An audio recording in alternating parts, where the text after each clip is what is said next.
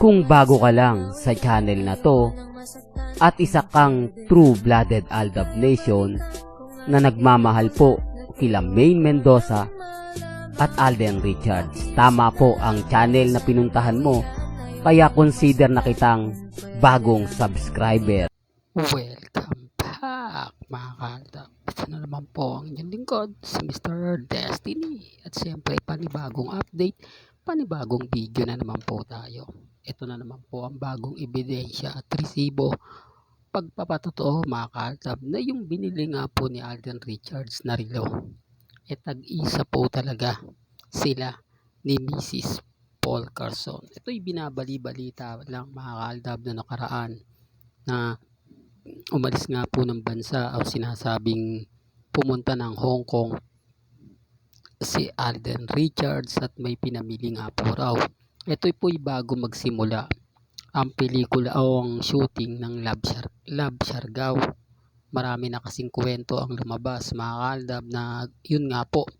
Ito yung sinasabi ko, medyo delay lang po tayo ng pagbibigay ng update o pagbibigay ng resibo dahil hindi naman po talaga natin pwedeng sabihin na para kay Mengay talaga yun.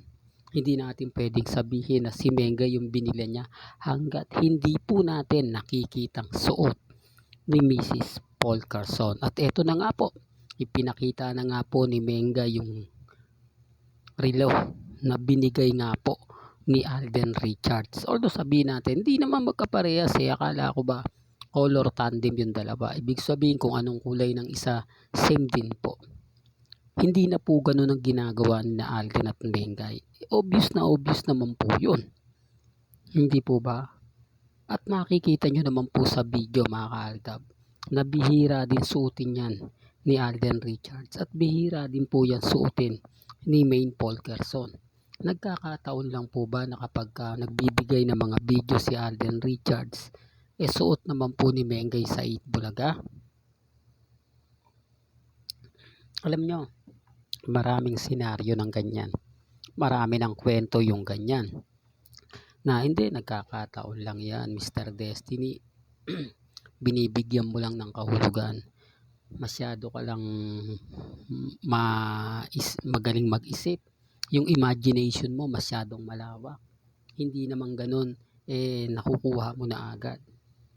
Remind ko lang po, para lang din po sa lahat. Matagal na po akong Aldab Nation, since 2015 pa po. Kaya po lahat ng galawan ni na Alden Richards at ni Maine Paul Carson, 101% po yan na totoo. Kasi hindi naman po natin yan po pwedeng sabihin nang wala tayong ebidensya at resibo. Kaya nga po nag-antay si Mr. Destiny. Kasi kung sasabihin ko agad yan na wala akong ebidensya at resibo, abay magiging ano lang po tayo.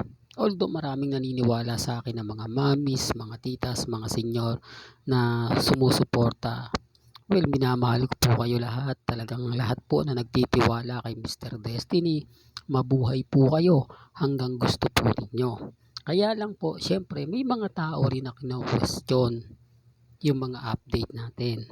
May mga taong nagsasabing magpakita ka ng ebidensya, magpakita ka ng resibo. At syempre, yun din po yung gagawin natin. Kaya nga po, ito na po yung ebidensya at resibo. Walang pinagkaiba to mga kaaldab sa mga mamis, mga titas na nagsabi sa akin, Mr. Destiny, nasa Bulacan si Mengay, doon tumutuloy, madalas na naming makita. Hindi naman siya talaga mabiling, kumbaga may kita agad-agad. Pero dahil pumupunta kami sa McDo ni Mengay, nagtatanong-tanong din kami at nakikita namin na talagang naandun si Mengay, sinasabayan pa ng mga malalapit kay Maine Paul Carson. Sinabi ko ya mga kaaldab, anong sabi nila? Wala, hindi naman umuwi si Mengay. Hindi naman pumupunta sa Bulacan. Nakatira siya sa Quezon City. Bihira lang pumunta. Paano yan? Nakita po ng 3 araw sunod-sunod si Mengay sa Bulacan. 3 araw na pumunta sa McDo. 3 araw na nakita na spotted lahat at ang daming update. Doon lang po sila naniwala. At eto pa po ang sabi, nagbabakasyon lang daw po dun si Maine. Hindi naman daw totally tumira. Oh, doon pa lang may mali na mga kaaldab. Doon pa lang masasabi nyo na, bakit sabi nyo kay Mr. Destiny walang katotohanan? Puro lang imbento. Pero dumating yung point mga kahaldab na tama po pala ako. Dumating yung point na lahat ng mga sinabi ko tumama. Kaya nga sabi ko sa inyo mga kahaldab, hindi muna talaga tayo magbibigay hanggat wala tayong makikitang ebidensya at resibo. Kaya po ngayon, sobrang busy ni Alden. Magsisimula na yung taping niya ng Cold Gray. At kasunod naman po nun, pagpahinga niya, ilang araw lang makalipas, taping na naman ng Love Siargao. Sa mga bumabatikos din po kay Mr. Destiny, sa sinasabi nilang, akala ko ba wala nang kontrata si Alden Richards? Akala ko ba hindi na o freelancer na lang siya? Alam niyo kung bakit tinanggap ni Alden ang Cold Gray? Hindi, para lang po klaro, para lang din po sa kaalaman ng lahat. Karamihan po ng mga artista ron nagaganap kaibigang matalik ni Alden Richards. Mga walang project, mga kaibigan niya na isa rin sa nag-post sa kanya at isa rin po sa kontrata na sinabi ni Alden. Nagagawa lang siya kung lahat ng mga taong siya yung pipili na makakasama. Una sa lahat si Jaros Gamboa. Walang project sa ABS-CBN, tinanggal na. Pagkatapos si Christopher Martin. Ilang dekada na rin tong walang project. Pero bakit ngayon naisalang siya? Kung titignan nyo ang sabi nga po ng GMA Network, hindi na sila kukuha ng mga datihan. Dahil punong-puno na nga po ng baguhan. Pero bakit sinalang nila si Christopher Martin? Doon pa lang mapapaisip ko na kung hawak pa rin nila si Alden Richards, hindi sila kukuha ng artista na sa palagay po nila hindi makakakuha ng atensyon. Sino nga lang po ba yung fans ni Christopher Martin? At yung mga ibang artista na wala na talagang project? Hindi po ba wala? Ito yung sinasabi ko, malakas maghata kapag marami kang fans sa social media. Yan ang isa sa priority ng GMA Network. Kaya nga po pinagsisibak na yung mga artistang matatagal na. Yung wala ng followers, kinukuha nila yung mga bago. Di po ba? Kaya nga po kuha sila ng artista galing po sa ABS-CBN at galing din po sa TV5 para po, ang ibig kong sabihin, para po baguhan, marami mga fans, followers. Hindi po ba? Hindi, real talk mga kaaldab, common sense na lang po. Kaya nga sabi ko sa inyo, marami nag-react sa akin na ganito ganyan, pero napapaisip sila, tama naman si Mr. Destiny, kasi karamihang artista na isasalang sa Cold Gray kaibigan ni Alden Richards. Ibig sabihin, yung request ni Alden Richards na kunin itong mga to, walang nagawa ang GMA.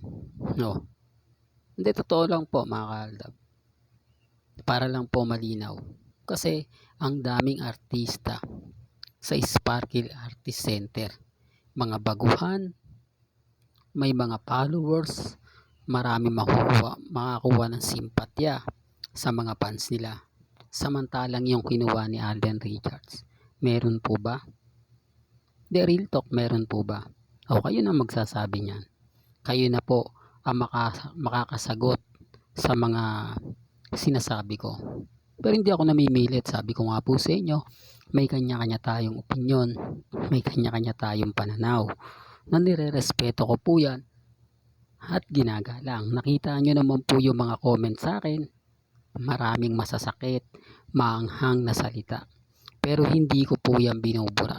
Hindi po ako katulad ng iba na puro magaganda lang ang comment, puro pabor lang yung mga comment, kasi sa bandang huli po magagamit ko rin po yan. Hanggang dito na lang po ang ating latest updates. Kaya kung gusto nyo pa po ng pinaka-latest at sariwang update, abay tumutok lang po kayo dito po sa channel ni Mr. Destiny para updated po kayo sa mga latest at sa mga bagong video po na ilalabas po natin. Hanggang sa muli, salamat po sa panonood at pakikinig.